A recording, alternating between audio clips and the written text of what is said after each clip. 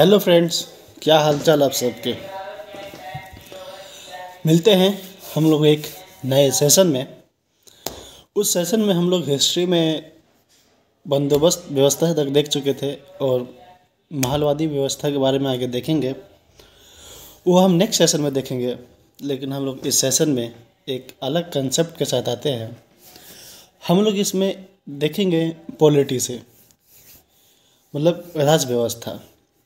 ये राज व्यवस्था अगर इसका हम अनुच्छेद करके देखें तो राज प्लस व्यवस्था, मतलब किसी भी राज्य की कैसी व्यवस्था की जाए, उसका क्या सिस्टम है, उस राज्य को चलाने के लिए उसमें क्या कानून है, क्या संविधान के अंदर उसमें वर्णित है, क्या किसी देश में लिखित संविधान है कि मौखिक संविधान है।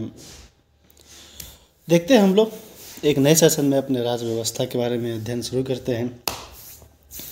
तो हम लोग का पहला टॉपिक है सरकार यानी गवर्नमेंट, क्योंकि गवर्नमेंट से स्टार्ट करते हुए हम नीचे के पदानुक्रम पे आएंगे। सरकार के बाद हम लोग देखेंगे प्रस्तावना, उसके बाद देखेंगे हम लोग मूल अधिकार, उसके बाद हम लोग मूल कर्तव्य, उसके बाद डीपीएसपी संसदीय प्रणाली इत्यादि करके हम लोग देखते जाएंगे। तो सबसे पहले हम लोग देखते हैं सरकार।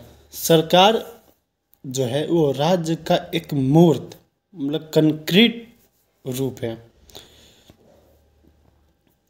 और जो सरकार है इसके मेनली 4 अंग होते हैं। यानी किसी भी देश या किसी राज्य, हम किसी भी राज्य को कब कह सकते हैं, कम्प्लीटली राष्ट्र है जिसके पास अपना भूभाग हो, अपनी जनसंख्या हो, अपनी सरकार हो और अपनी संप्रभुता हो। तो मेनली वही राज्य के 4 अंग होते हैं। क्या? भूभाग, जनसंख्या, सरकार और संप्रभुता। जो सरकार है, जो हम देखें जनसंख्या, भूभाग, सरकार, संप्रभुता, इसी सरकार में भी सरकार के 3 अंग होते हैं। एक है विधायिका, एक है कार्यपालिका, एक है न्यायपालिका। जो सरकार है, सरकार की सर्वोच्च शक्ति जिसको बोल सकते हैं, उसको हम कहते हैं संप्रभुता। और जो संप्रभुता है वो मेनली या मुख्य रूप से वो यानी व्यवहारिक रूप से संप्रभुता को दंड देने के रूप में इस्तेमाल किया जाता है।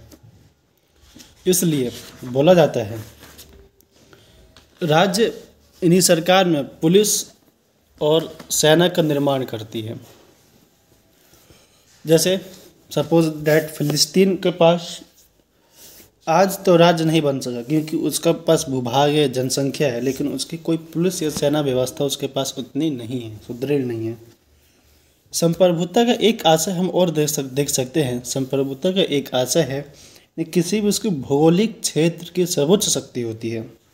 उस भूभाग में उसे कोई भी या समूह, चाहे संगठन या एनजीओ, उसे कोई चुनौती नहीं दे सकता और बाहरी रूप से राज्य पर कोई भी दबाव नहीं डाल सकता।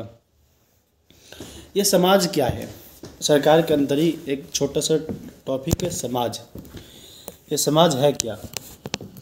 समाज में मुख्यतः हम लोग का परिवार, विद्यालय, विश्वविद्यालय, धार्मिक संस्था इत्यादि शामिल किए जाते हैं। जो समाज है, समाज के लिए भी भूभाग का होना अनिवार्य नहीं है।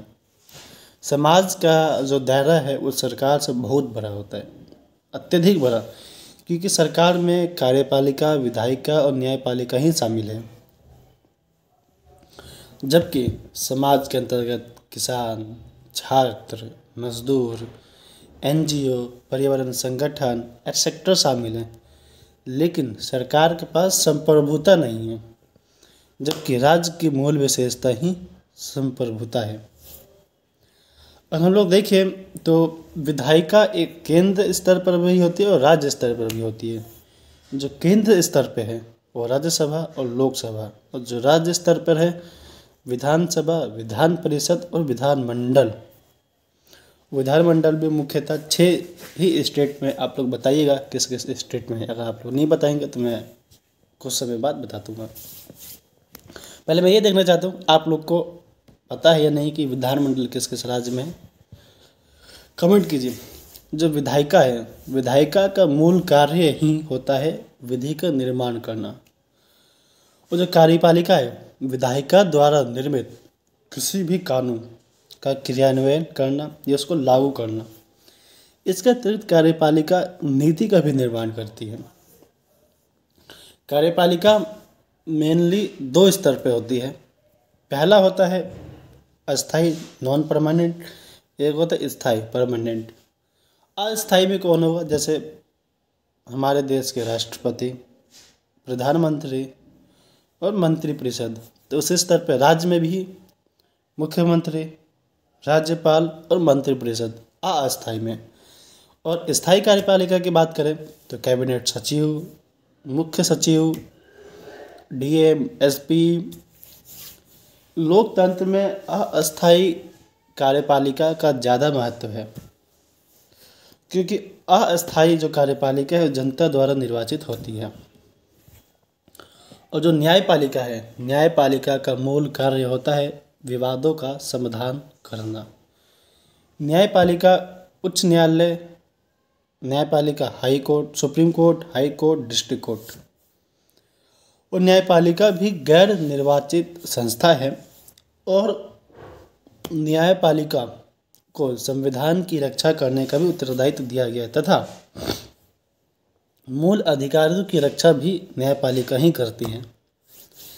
ये हम एक एज ए इंट्रोडक्शन देख रहे हैं राज्य व्यवस्था के अंतर्गत क्या क्या मुख्य शब्द हैं जिसको हमें परिचित होना पड़ता है। उसके बाद से हम लोग प्रस्तावना के अंदर आएंगे। लोकतंत्र यानी डेमोक्रेसी, लोक प्लस तंत्र। लोक मतलब होता है सर्वोच्च, यहाँ पे सर्वोच्च मतलब कौन है? मालिक। तंत्र मतलब कोई सरकार हो गई, व्यवस्था या शासन, सरकार के अंतर्गत मतलब। और इसमें सरकार को सेवक बोला गया है लोकतंत्र के अंतर्गत, ये लोकतंत्र में। और मेनली लोकतंत्र सामान्यतः एक शासन प्रणाली के रूप में अभिव्यक्त किया जाता है जहां सरकार आम जनता के द्वारा तो निर्वाचित होती है और जनता के प्रति उत्तरदायी हो। इसलिए लोकतंत्र राज्य में नियतकालिक तौर पर चुनाव होता है। लोकतंत्र को सामाजिक व्यवस्था के रूप में भी हम लोग देख सकते हैं, क्योंकि जहाँ व्यक्ति के साथ जाति, धर्म, लिंग, भेदभाव इत्यादि भी कोई भेदभाव नहीं होगा और बहुमत अल्पमत का शोषण या दमन नहीं करेगा। इससे भी बढ़कर लोकतंत्र एक आदर्श या दर्शन है जिसके अनुसार एक साधारण व्यक्ति भी एक विशिष्ट व्यक्ति बन जाता है। लोकतांत्रिक शासन में प्रत्येक व्यक्ति की अपनी गरिमा होती है।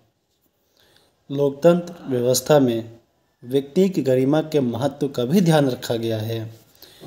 समाज में समानता, सामाजिक न्याय विद्यमान हो। यह संविधान क्या है? संविधान है कि विधि का सर्वोच्च दस्तावेज। जैसे मानिए आप लोग कोई चैप्टर पढ़ रहे हैं तो चैप्टर से पहले एक कंटेंट में दिया होता है कि कितने लेसन्स हैं, कौन से लेसन्स कितने पृष्ठभूमि यानी पेज नंबर पे हैं। तो ठीक वैसे ही संविधान में आर्टिकल, भाग और अनुसूची है। आर्टिकल मेनली 395 है और उसमें कुछ संशोधन करके और वो 450 के आसपास पहुंच चुका है। भाग 22 है और अनुसूची 12 है। भाग मतलब यहाँ पे लेसन्स को दिखाया जा रहा है और लेसन्स के अंदर कितने छोटे हमारे वो अनुच्छेद है वो बताया गया है। और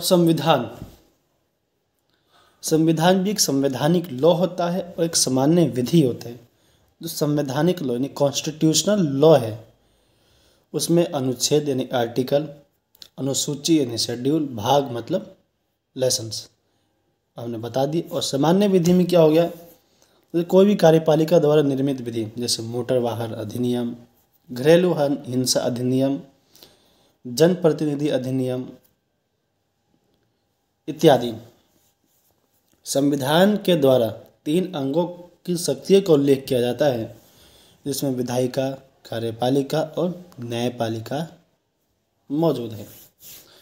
विधायिका, कार्यपालिका और न्यायपालिका की शक्ति के बंटवारे को ही शक्ति पृथक्करण कहा जाता है। ऐसा कहा जाता है कि सरकार के प्रत्येक अंग पर निश्चित प्रतिबंध भी आरोपित होते हैं। तो यहीं से एक शब्द निकल के आते हैं कि संविधानवाद क्या है। संविधान जानेंगे और वाद मतलब कहीं भी लग जाए, गांधीवाद, संविधानवाद। वाद का मतलब होता है विचारधारा। आपकी क्या विचार है, क्या आपकी धाराएं रही है।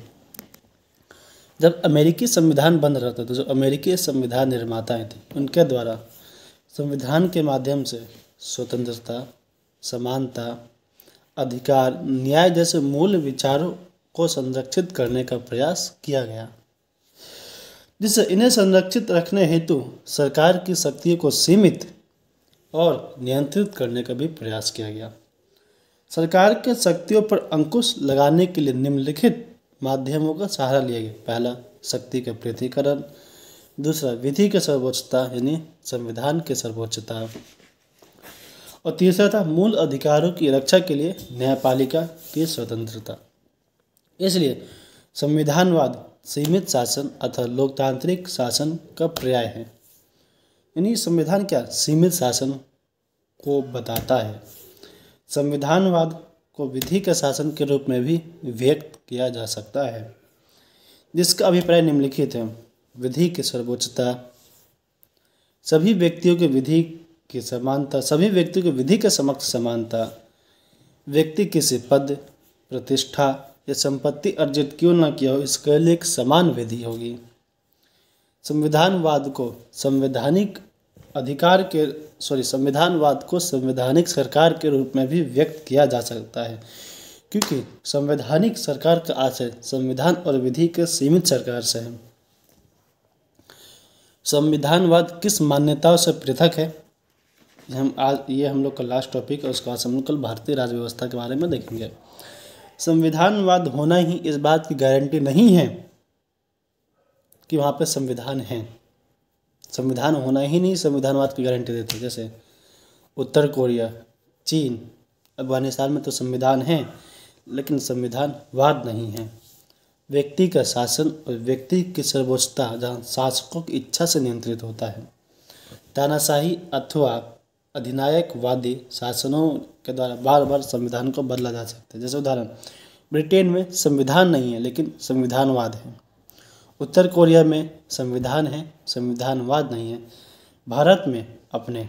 भारत विश्व का सबसे बड़ा लोकतंत्र देश है।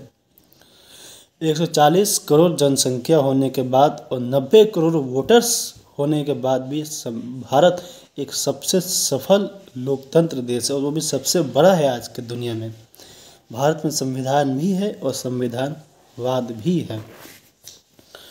और मिलते हैं हम लोग अपने एक नेक्स्ट सेशन में, क्योंकि यहाँ से हम लोग भारतीय राज्य व्यवस्था के बारे में देखते हुए हम लोग मिलनी प्रस्तावना स्टार्ट कर देंगे। और इसलिए मिलते हैं हम लोग अपने नेक्स्ट सेशन में। Bye bye, take care.